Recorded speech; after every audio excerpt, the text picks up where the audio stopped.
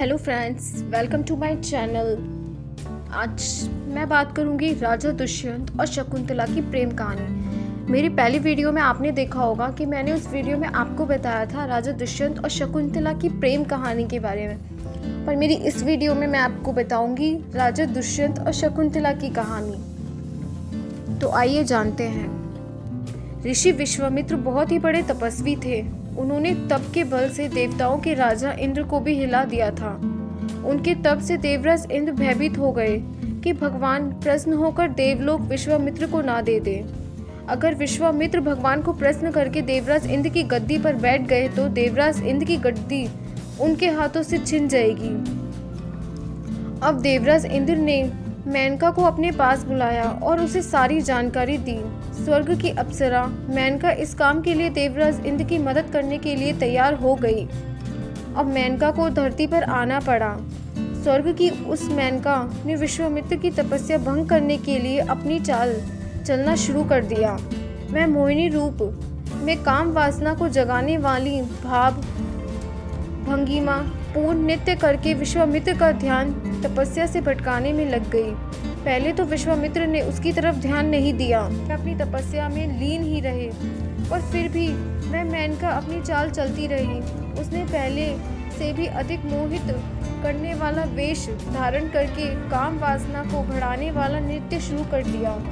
इस तरह काफी समय बीतने के बाद विश्वामित्र का ध्यान अपनी तपस्या से भटकने लगा। उन्होंने अपने नेत्र खोल लिए। नेत्र खोलने पर उन्होंने मेनका को नृत्य करते देखा और अग्नि की ज्वाला उनके नेत्रों से बरसने लगी और मेनका शांत हो गई। अब विश्वामित्र पुण्य अपनी तपस्या में जुट गए। यह देखकर कि मेनका हार मानकर वापस न लौट आए, इसीलिए देवराज इंद्र वहां प्रकट हो गए। अब देवराज इंद्र ने मेनका का हौसला बढ़ाया। इसके बाद मेनका और गंधर्वों ने फिर से काम राग गाना शुरू कर दिया। मेनका कामग्नि को बढ़ाने वाली भाव विभंगी पूर्ण नृत्य करने लगी। धीरे धीरे अब मेनका जीतने लगी और विश्वामित्र हार गए। मेनका के सौंदर्य और उसकी कामुकता पूर्ण नृत्य शैली के आगे अब विश्वामित्र ने नजर भरकर स्वर्ग की उस अप्सरा मेनका को जी भर के देखा। मेनका को देखते ही अब विश्वामित्र के मन में मेनका के प्रति आकर्षित हो गया। अब उनके मन में काम वासना ने घर बना लिया और उन्होंने अपनी तपस्या को छोड़कर घर बसाने की सोचने लगे। इसीलिए विश्वामित्र ने मेनका के आगे शादी का प्रस्ताव रखा। मेनका शादी करने के लिए तैयार हो गई। अब विश्वामित्र और मेनका विवाह बंधन में बंध गए। कुछ समय बाद मेनका गर्भवती हो गई और एक सुंदर सी कन्या का जन्म हुआ। वह कन्या मेनका के समान ही रूपवती थी। कन्या के घर से जाने के बाद मेनका विश्वामित्र को छोड़कर वापस स्वर्ग को चली गई, क्योंकि अब उसका कार्य पूर्ण हो चुका था। इंद्र ने उसे विश्वामित्र की तपस्या भंग करने के लिए भेजा था। सो अब तो विश्वामित्र की तपस्या भंग हो गई थी। वे अब गृहस्थिन बन गए थे। जब मेनका वापस स्वर्ग लौट रही थी तो विश्वामित्र को पता चल गया कि वे चले गए। इंद्र ने उसकी तपस्या भंग करवा दी, पर अब पछतावे के अलावा कुछ भी हाथ लगने वाला था। इसीलिए विश्वामित्र भी उसी नन्ही सी जान उस बच्ची को जंगल में बेसहारा अकेली छोड़कर पुण्य तपस्या करके अपना पश्चाताप करने पर्वतों पर चले गए। उस नन्ही सी कन्या जंगल में जंगली पशुओं के बीच बेसहारा पड़ी रही। जब उस कन्या को भूख लगी तो वो रोने लगी। उधर कण्व ऋषि नदी में स्नान करने आए हुए थे। वे जब स्नान करके वापस अपने आश्रम को लौट रहे थे तो उनके कानों में उस कन्या की आवाज़ सुनाई पड़ी। तब वे उस जगह गए जहाँ वे कन्या के रोने की आवाज़ आ रही थी। उन्होंने वहाँ जाकर देखा कि एक छोटी सी कन्या जंगल में पड़ी रो रही है। उसके आसपास कोई नहीं था। शकुंत नामक पक्षी उसके पास बैठे उसे देख रहा था। शकुंत नामक पक्षी से नवजात शकुंतला की रक्षा कर वह कण्व ऋषि अपने आश्रम ले गए और पक्षी के नाम पर ही उसका नाम शकुंतला रख दिया। आश्रम में रहने वाले गुरु पत्नियों ने उस कन्या की देखभाल करनी शुरू कर दी। अब शकुंतला कुछ बड़ी हुई तो कण्व ऋषि के आश्रम की अन्य कन्याओं के संग वह भी विद्या अध्ययन करने जाने लगी। देखते ही देखते शकुंतला बड़ी हो गई। जब शकुंतला बड़ी हुई तो वह पहले से भी अधिक रूपवती हो गई। उसकी सुंदरता में दिन प्रतिदिन निखार आने लगा। शकुंतला बिल्कुल स्वर्ग की अप्सरा की तरह रूपवती नजर आती थी। अब कण्व ऋषि को शकुंतला के विवाह के लिए चिंता होने लगी। वे सोचने लगे कि अब शकुंतला बिटिया सियानी हो गई है, इसके विवाह की उम्र हो गई है, इसके लिए अब योग्य वर की तलाश करनी चाहिए। बस इस चिंता में कण्व ऋषि रहते थे। एक बार कण्व ऋषि को किसी कार्यवश आश्रम से कुछ दिनों के लिए बाहर जाना पड़ा। इधर शकुंतला को कण्व ऋषि आश्रम की महिलाओं को शकुंतला की जिम्मेदारी संभाल कर वह खुद चले गए। शकुंतला अपने धर्म के बाप कर्ण के आने का इंतजार करती रहती। अपनी सखियों के संग वह आश्रम में डोलती रहती, सखियों के संग खेलती, हंसती ठिठोली करती रहती। इस तरह उसके दिन कट रहे थे। उस राज्य पर महाराज दुष्यंत का शासन था। वे बड़े शासक थे। राजा दुष्यंत शिकार खेलने के बड़े शौकीन थे। एक दिन राजा दुष्यंत अपने महल से जंगल में शिकार खेलने के लिए निकले। शिकार करते करते वह जंगल में इतनी दूर निकल गए, शिकार से लौटते समय बहुत लेट हो गए कि संध्या की आरती का समय होने लगा। शाम ढल चुकी थी, अंधेरा भी छाने वाला था। अब उन्हें भूख और प्यास ने बेहाल कर दिया था। इसके लिए उन्होंने अपने सैनिकों से कहा, कहीं आसपास भोजन की तलाश करो, कहीं कोई कुटिया आश्रम हो तो हम भोजन करके आराम कर सकें। सैनिकों ने आसपास तलाश शुरू करी तो उन्हें कण्व ऋषि का आश्रम नजर आया। उन सैनिकों ने राजा दुष्यंत को कण्व ऋषि के आश्रम के बारे में बताया। अब राजा दुष्यंत कण्व ऋषि के आश्रम में चले गए। वहां उनकी बहुत सेवा हुई, उनको भोजन करवाया गया। भोजन करने के बाद राजा दुष्यंत ने आराम किया। अगले दिन राजा दुष्यंत आश्रम में स्नान आदि दैनिक चार्य से निवृत्त होकर आश्रम में भ्रमण करने निकले। सोचा अब आश्रम तक आ ही गए हैं तो कण्व ऋषि के दर्शन करके ही वापस लौटेंगे। द्वार से ही उन्होंने ऋषि को पुकारा। पुकार सुनकर शकुंतला बाहर आई। शकुंतला के रूप को देखकर राजा दुष्यंत मुग्ध हो गए। शकुंतला ने उन्हें बताया कि कण्व ऋषि तीर्थ यात्रा पर गए हैं। जब राजा दुष्यंत ने शकुंतला का परिचय मांगा तो शकुंतला ने बताया कि वह कण्व ऋषि की पुत्री है।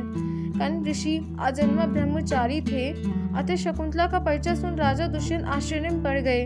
तब शकुंतला ने अपने जन्म और त्याग की कथा का वर्णन करते हुए बताया कि वह कण्व ऋषि की दातक पुत्री है।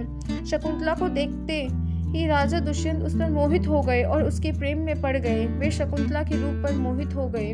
अब तो हर जगह राजा दुष्यंत को शकुंतला ही नजर आने लगी। तब उन्होंने शकुंतला को अपने दिल का हाल बताया। शकुंतला भी राजा दुष्यंत को चाहने लगी थी, इसीलिए शकुंतला ने राजा दुष्यंत के विवाह का प्रस्ताव को तुरंत स्वीकार कर लिया। अब उन्होंने कण्व ऋषि का बहुत इंतजार किया, पर कण्व ऋषि समय पर आश्रम में लौट कर नहीं आए। इधर राजा दुष्यंत को भी अपने राज्य की चिंता सताने लगी। उनको अपने राज कार्य को भी तो संभालना था, सो वे और अधिक दिन वहां नहीं रुक सकते थे। अब दोनों ने आश्रम में रहने वाले अन्य ऋषियों से सलाह करके गंधर्व विवाह करके विवाह बंधन में बंध गए। राजा दुष्यंत ने अपने नामांकित नाम लिखी हुई अंगूठी शकुंतला को निशानी के तौर पर पहना दी। गंधर्व विवाह में वर और वधू को निशानी के रूप में एक दूसरे को कुछ भेंट देनी पड़ती थी। दिन वहां रुककर राजा दुष्यंत अपने नगर को लौट गए। जब वे अपने नगर के लिए निकलने लगे तब उन्होंने शकुंतला से कहा कि वे नगर पहुंचकर सैनिक भेजेंगे तुम्हें संग ले जाने के लिए। जब राजा दुष्यंत वापस अपने नगर को लौट गए तो शकुंतला दिन भर उनकी यादों में ही खोई रहती। खाने पीने की भी सुध भूल गई थी। उसे दिन कब हुआ और कब रात हुई कोई सुध ही नहीं रहती थी। हर समय बस राजा दुष्यंत के ख्यालों में ही खोई रहती थी। एक दिन एक संत भूख और प्यास से व्याकुल होकर कण्व ऋषि के आश्रम में आए और उन्होंने शकुंतला को कुटिया के बाहर बैठा देखा तो शकुंतला से भोजन पानी की याचना करने लगे। वे शकुंतला से बोले, हे देवी, मुझे भूख और प्यास से बहुत व्याकुल कर रखा है, इसीलिए कुछ अन्न जल की व्यवस्था कर दो, तुम्हें बहुत पुण्य मिलेगा। बेचारी शकुंतला को अपने ही खाने पीने की सुध नहीं रही थी। वह राजा दुष्यंत के ख्यालों में इतनी डूबी रहती थी कि उसे उस संत की ओर ध्यान ही नहीं गया, इसीलिए उसने कोई उत्तर नहीं दिया। यह देखकर संत को बहुत क्रोध आया। उन्होंने शकुंतला को शाप दिया कि तू जिस किसी के भी ख्याल में खोई हुई है वह तुम्हें भूल जाएगा। इतना ही नहीं, इतने में वहां शकुंतला की सखी आई और उसने संत की बात सुन ली। उसने संत से माफ़ी मांगी और कहा, आप इस बेचारी को माफ़ कर दो, इसने जानबूझकर आपका अनादर नहीं किया, यह तो खुद ही होश खो बैठी है। तब संत को उस पर दया आई और बोले, मुंह से निकले हुए वचन वापस तो नहीं हो सकते, मगर इतना ज़रूर कर सकता हूँ कि यह जिस किसी के ख्याल में कोई है उसकी कोई निशानी जब देखेगा तब उसे इसके प्रेम की याद आ जाएगी, तब वह इसे अपना लेगा। अब कुछ दिन बीते ही थे कि कर्ण ऋषि आश्रम में लौट आए। जब वे आश्रम में लौट कर आए तो शकुंतला गर्भवती थी। यह देखकर कर्ण ऋषि को शकुंतला पर बहुत क्रोध आया, और जब उन्हें राजा दुष्यंत के संग उनके प्रेम विवाह गंधर्व विवाह की जानकारी हुई तब वह खुश हो गए। पर अब वे कर भी क्या सकते थे, बेटी को विदा कैसे करते। जब राजा दुष्यंत ने जाते समय शकुंतला को बुलाने के लिए सैनिक भेजने की बात कहकर गए थे। कई समय तक इंतजार किया। जब राजा के दूत शकुंतला को लेने नहीं आए तब कर्ण ऋषि ने अपनी बेटी के हाल को देखते हुए खुद उसे नगर ले जाने का निर्णय किया। अब आश्रम के अन्य गुरु और गुरु माताओं को संग ले कर्ण ऋषि शकुंतला को छोड़ने नाव में बैठ कर चले पड़े। अब उस दिन नदी में पानी बहुत भरा हुआ था। नाव नदी में चल रही थी कि शकुंतला नदी के पानी को अपने हाथों से हिलाने लगी। उसको पता ही नहीं चला कि कब उसके हाथों से राजा दुष्यंत की निशानी स्वरूप वह अंगूठी उसके हाथों से फिसलकर नदी में डूब गई है। वह अंगूठी एक विशाल मछली ने निगल ली। जब वे नगर पहुंचे, राजा से मिलने के लिए सैनिकों ने उन्हें बाहर ही रोक लिया, महल के भीतर जाने नहीं दिया। बहुत मिन्नतों के बाद राजा से मिलने की अनुमति मिली, पर राजा के सामने जाकर जब कर्ण ऋषि ने कहा कि मैं आपकी अमानत में आपको लौटाने आया हूँ। शकुंतला से आपने शादी करी थी, इसलिए वह आपकी पत्नी है। इसके गर्भ में आपकी संतान पल रही है। पर शकुंतला को उस संत का श्राप लगा हुआ था, तो राजा उसे कैसे पहचानता। राजा दुष्यंत ने कहा कि मैं किसी शकुंतला को नहीं जानता, मेरी कोई किसी से शादी नहीं हुई है। तुम व्यर्थ में राज्य हड़पने के लिए विवाह का बहाना कर रहे हो। राजा के पहचानने से इनकार करने पर कर्ण ऋषि अपने साथियों के संग शकुंतला को वापस ले लौट गए। अब कर्ण ऋषि के आश्रम में शकुंतला ने एक बालक को जन्म दिया। उस बालक का नाम भरत रखा गया। भरत बहुत ही होनहार और बहादुर था। बहादुर होता कैसे ना, उसके शरीर में क्षत्रिय लहू जो दौड़ रहा था। बचपन से ही भरत निडर था। वह शेर के बच्चों के संग खेला करता था, शेर के मुंह में हाथ डाला करता था। शेर उसे कुछ नहीं कहते थे और वह शेर से डरता भी नहीं था। इस तरह भरत कर्ण ऋषि के आश्रम में पल रहा था। कर्ण ऋषि उसे शिक्षा देते थे, इसीलिए वह बहुत होनहार बन गया। जब भरत 5 वर्ष का हुआ तो एक दिन एक मछुआरे को एक बहुत बड़ी मछली हाथ लग गई। वह उस मछली के पेट को काट रहा था, तब उसे उस मछली के पेट से एक सोने की अंगूठी दिखी। उस अंगूठी को जब मछली के पेट से निकाला तो उसने देखा कि उस अंगूठी पर कुछ लिखा है। वह उस अंगूठी को सुनार के पास ले गया। सुनार ने उस अंगूठी पर राजा दुष्यंत का नाम पढ़ा तो अब सुनार और मछुआरा दोनों भय से कांपने लगे कि कहीं राजा को इस अंगूठी का पता चल गया और वे हमें चोर समझकर कैद न कर दें। यह सोचकर दोनों तुरंत दरबार में गए और राजा दुष्यंत को वह अंगूठी दिखाकर सब बात सच सच बता दी। जैसे ही राजा दुष्यंत ने अंगूठी को हाथ में लिया और पहचाना, तभी उसको शकुंतला की याद आ गई और शकुंतला की याद आते ही आंखों में आंसू बह निकले। अब उन्हें शकुंतला की याद सताने लगी और अपने सैनिक सहित खुद शकुंतला को लाने डोली लेकर कर्ण ऋषि के आश्रम में गए। जब वे आश्रम में पहुंचे तो उनकी सबसे पहले भरत से मुलाकात हुई। उन्होंने देखा एक नन्हा सा बालक शेर के मुंह में हाथ डालकर उनके दांत गिन रहा है। उसे देख राजा दुष्यंत अपने सैनिक से बोले, यह बालक कितना होनहार है, एक दिन यह जरूर अपने माता पिता का नाम रोशन करेगा। जब वे कर्ण ऋषि और शकुंतला से मिले तब उन्हें पता चला कि वह नन्हा बालक उनका ही बेटा है। अब राजा दुष्यंत ने कर्ण ऋषि से आज्ञा मांगी और अपनी पत्नी शकुंतला और अपने बेटे भरत को अपने संग ले गए।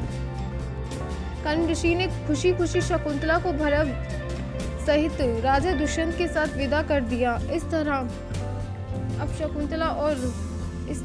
शकुंतला और राजा दुष्यंत दोनों प्रेममय जीवन जीने लगे। भरत बड़ा हो गया और राजा दुष्यंत ने भरत को राजगद्दी पर बिठाया। भरत के नाम से ही हमारे देश का नाम भारत पड़ा। भरत बहुत बड़ा प्रतापी शासक था। अगर आपको मेरी वीडियो पसंद आई तो प्लीज़ लाइक, शेयर और सब्सक्राइब ज़रूर करें।